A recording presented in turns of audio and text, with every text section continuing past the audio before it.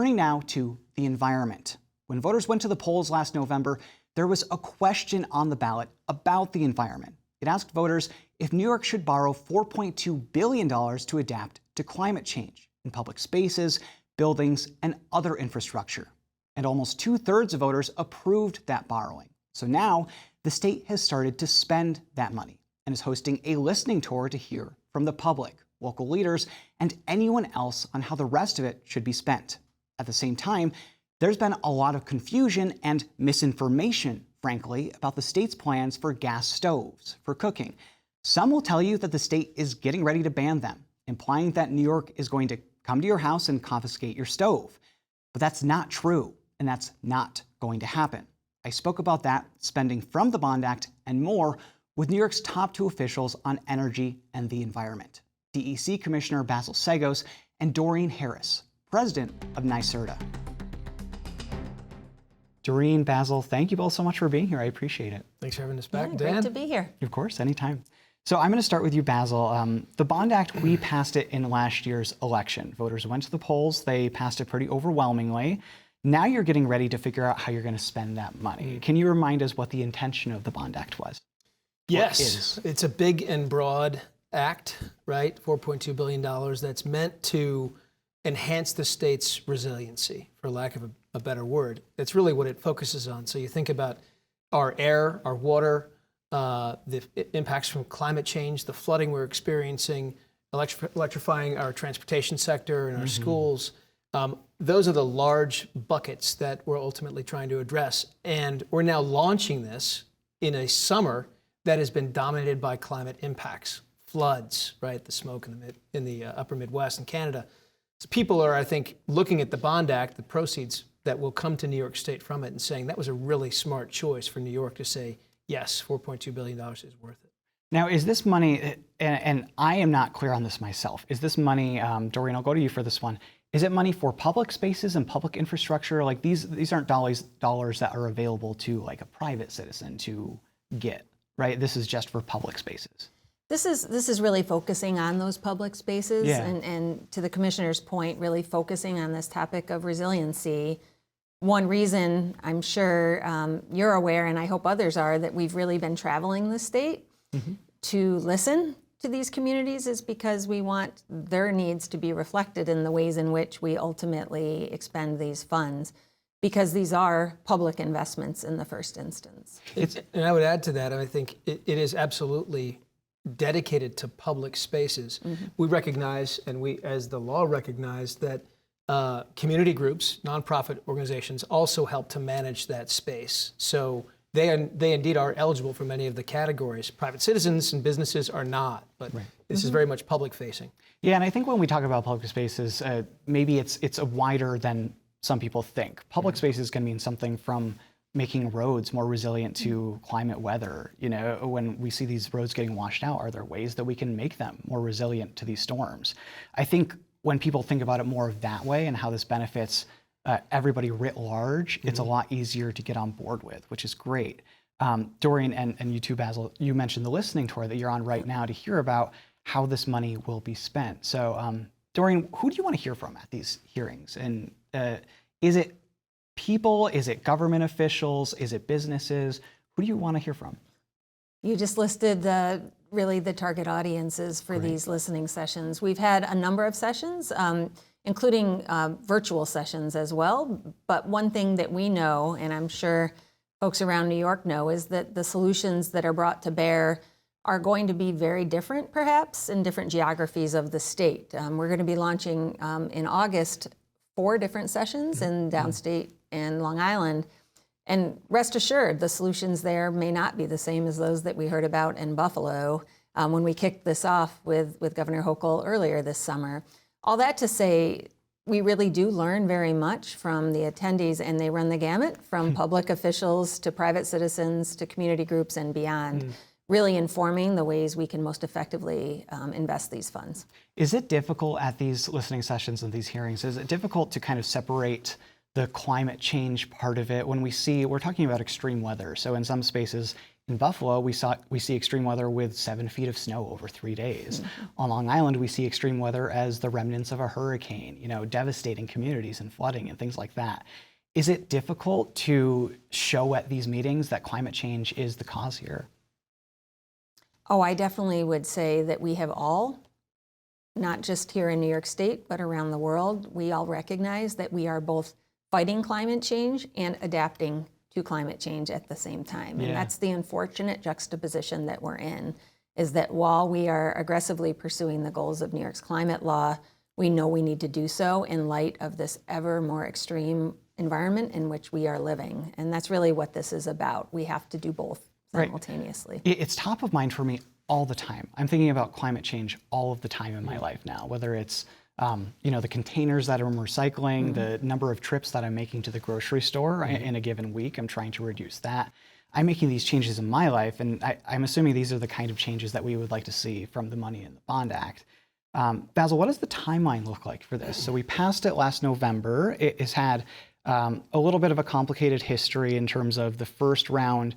We couldn't have it go forward because of the state's finances, but now it was approved by voters. So when do we get to the part where you release how the money will be spent, and on what timeline will it be spent, I guess? Well, it's actually underway right now. So the first big tranche of money through the Environmental Facilities Corporation the application period was made available now to the public, and the governor just extended the deadline because of the floods we've had this summer into mid-August.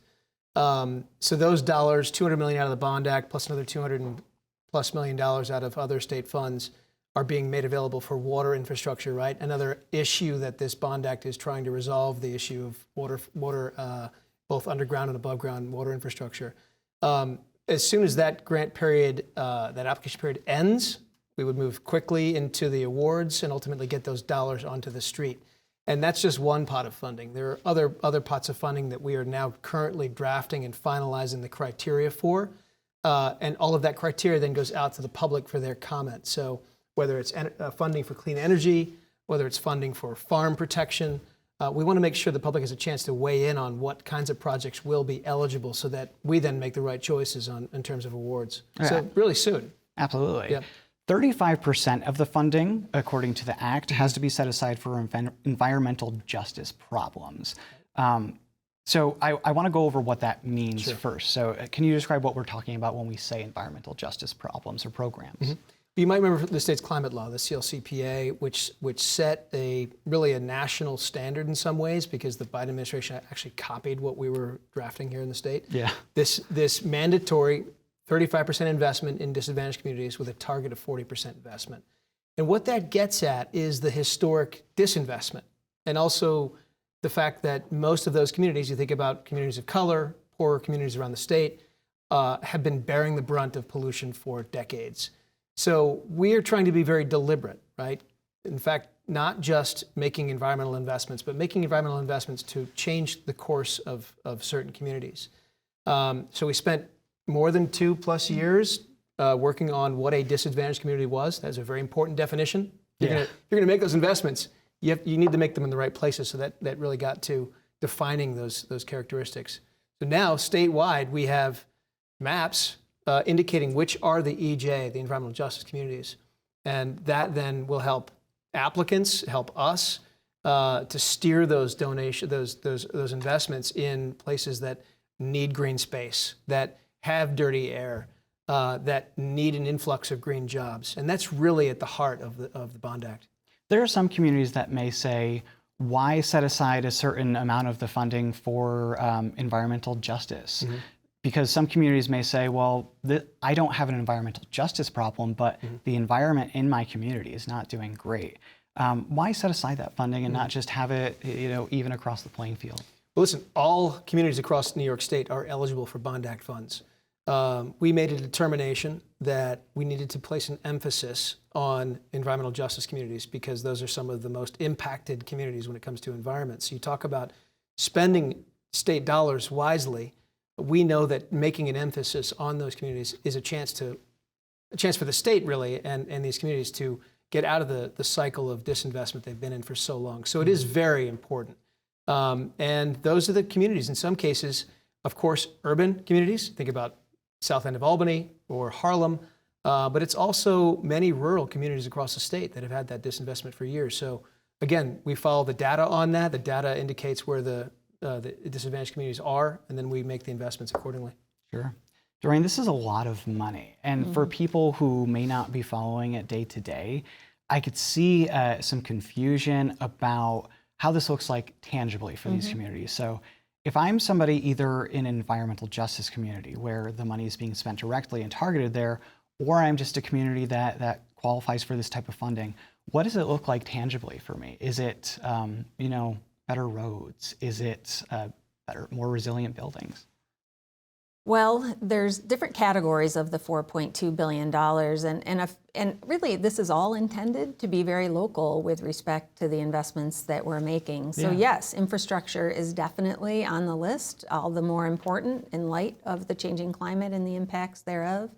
But let me give you a couple of additional examples. NYSERDA specifically is working carefully to determine the best way to deploy $500 million, focusing on electric school buses. There's a requirement in New York State to really phase in the late 2020s, the purchase of electric school buses as an example, a real place that we're leading, because we know there's huge benefits that come not only from an air quality perspective, but for the young students that are in these buses and the communities that they serve.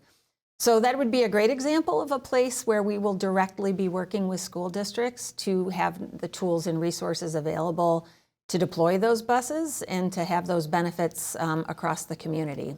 So it really does run the gamut through every sector of our economy. I would assume those buses in particular would make a very big difference, right? Because, just for my school, which had a graduating class of 50, I think we had 13 buses going out in the community twice a day to pick up and drop off. So a big school district must have a significant impact, I would assume. It's a big lift, but a huge impact. And I think when we think about schools are another place we'll be investing in through the Bond Act. And we think about buses, like what is more personal than these young students and the impacts that they're having. If you sat on an idling diesel bus, I'm sure you know what was going on with the air quality within the bus. And ultimately, we've got really exciting solutions that can be brought to bear to address that challenge and create better health at the same time. All right, I'm going to switch gears to a very different but related topic. It's the topic of gas stoves, which is something, it's not really gas stoves, is what I'll say. It's the phase out of fossil fuels in new construction. But this issue has been really laser focused on the issue of gas stoves because it's something that people can relate to.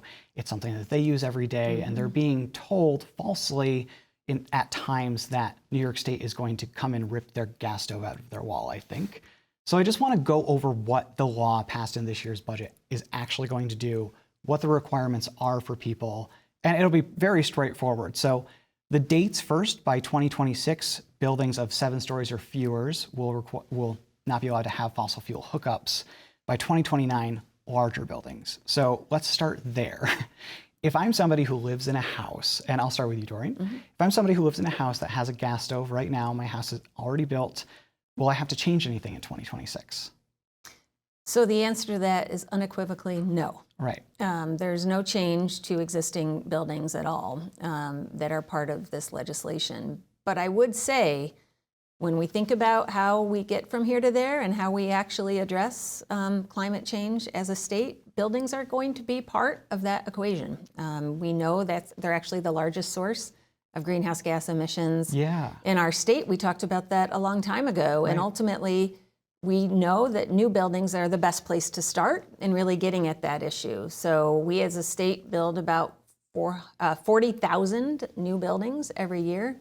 That's what this is targeting. So nothing with respect to existing buildings or homes, but really allowing new construction to proceed in a way that utilizes zero emission technologies like heat pumps, like induction cooktops, electric dryers. Those are the technologies that are very available and create a better quality of life for their inhabitants. And when you're thinking about new construction, it can be done really with almost no cost premium, especially considering all the federal incentives that are available. So what we're talking about is starting at the beginning and really focusing in the places where there are real benefits to be gained as we advance toward our broader goals.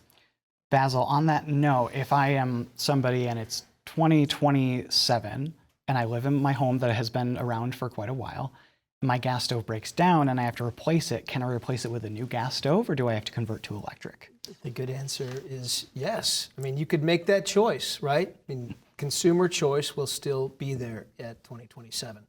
What we are expecting, as I think the market is showing right now, that the price of these gas and electric stoves is coming down, right?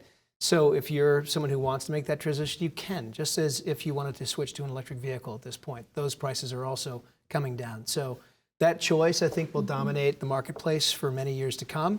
And we're hoping that New Yorkers can educate themselves about the benefits of that transition, as we have here at DEC and NYSERDA. But they won't have to. Correct. Okay. They won't have to. So in terms of this, the issue here is really cost for a lot of people when they talk about it. And I think that we dispelled the myth that they're going to have to replace their gas stove, whether they don't have to. They certainly could. I prefer electric stoves because I think I'm going to blow up my house one day with my gas stove, but that's just me. I'll ask both of you just on the cost of this transition for people. And I'll go to both of you, Doreen, you first. What can people do about that? What resources are available, not just for gas stoves, but if they did want to make a transition to an electric stove or an electric car or just to be more sustainable? What are their options? And I know that's a very big question. It is. How long do I have? This is a question that we really spent years looking at as a Climate Action Council and are continuing to. Our agencies are working carefully on implementation of that law, and we recognize that to be successful, we have to keep this affordable for New Yorkers. Like, that's full stop, the ways in which we can transition. So how do we do that? We leverage dollars everywhere we can. Federal dollars are a huge focus. So if you're out to buy that electric vehicle, take a look at the ways in which you can get very lucrative rebates right now, as an example. But we also recognize that we need to do this on people's time. And by that, I mean, when your stove is broken and needs to be replaced, there's going to be solutions that are brought to bear that are affordable and available. And that's really what we're talking about, is not changing things out of cycle, but when the cycle is up, having those technologies available for folks to buy them in a way that is cost effective. Sure. Basil, anything to add? Well, I'll just say, when my lease ran up on my last vehicle, I looked at the electric vehicles that were available, and I was able to make a choice based on that without any real incentives. I had a basic federal incentive on that, but I was able to compare the cost of ownership of a gas vehicle with an electric vehicle. It was actually cheaper for me to have the electric vehicle over the cost of the life of that vehicle, and I'm reaping the benefits of that right now. The issue of range anxiety, right, really, to me, has been a problem. And I drive an enormous amount across New York State. So I think that's a sign of things to come, right? The technologies will improve as long as the government is providing the right signals to that transition.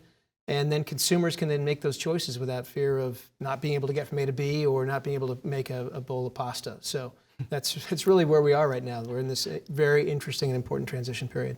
All right, DEC Commissioner Basil Seggos, NYSERDA President Doreen Harris, thank you both so much. Thanks, Dave. Thank you. And the next listening sessions on the Bond Act are happening this month in New York City and its suburbs. We'll have a link with details alongside this week's show on our website. As always, that's at nynow.org.